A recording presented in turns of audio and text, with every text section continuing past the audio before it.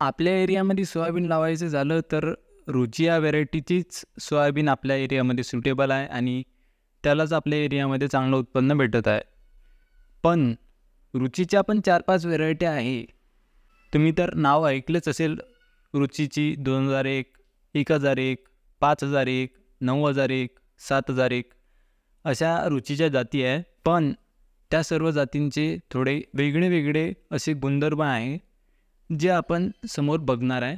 सध्या या व्हिडिओमध्ये आपण फक्त रुची 2001 या व्हेरायटीचे गुणधर्म बघूया. MDS 2001. तर सर्वात प्रथम आपण हे बघूया की रुची 2001 एकरी आपण किती पेरायला पाहिजे.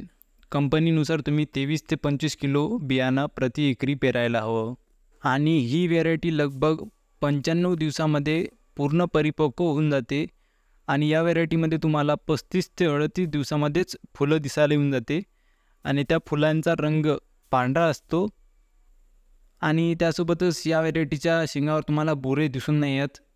फक्त बुरे रुचीच्या 1001 आणि 7001 याच व्हेरायटीवर तुम्हाला बुरे दिसेल. त्यासोबतच कंपनीनुसार ही व्हेरायटी रोग प्रतिरोधक आहे आणि कंपनीची शिफारस अशी आहे की कमी पाऊस पडणाऱ्या एरियामध्येच ही व्हेरायटी लावायला हवी.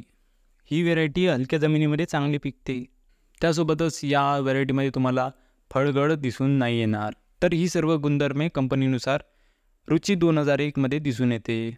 तर आता तुम्ही मला कमेंटमध्ये सांगा की तुम्ही रुची 2001 ही व्हेरायटी तुमच्या शेतामध्ये लावाल की नाही.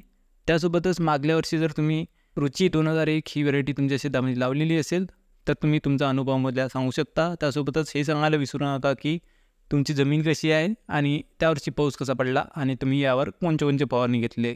तर ही सर्व झाली बीज निवड करायची माहिती. पण त्यानंतर तुम्हाला तुम्ही जे बीज विकत घेतलेलं आहे त्याची उगवण क्षमता पण तपासायची आहे.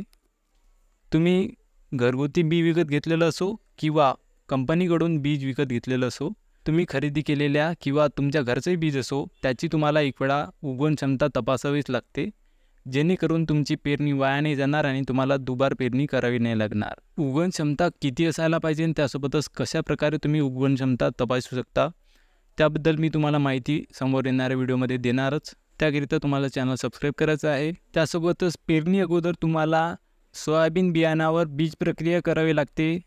त्यासोबतच तुम्हाला तुमच्या सोयाबीन बियाणावर बीज प्रक्रिया पण करावी लागते. त्याबद्दल आपण समोर माहिती बघूच.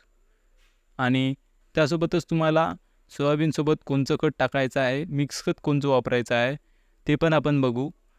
आणि त्यासोबतच सोयाबीनवर तणनाशक आणि कीटकनाशकची फवारणी कशा प्रकारे घ्यावी लागते ते पण आपण समोर बघू. त्याकरिता फक्त तुम्हाला व्हिडिओला लाईक करायचं आहे आणि चॅनलला सबस्क्राईब करायचं आहे.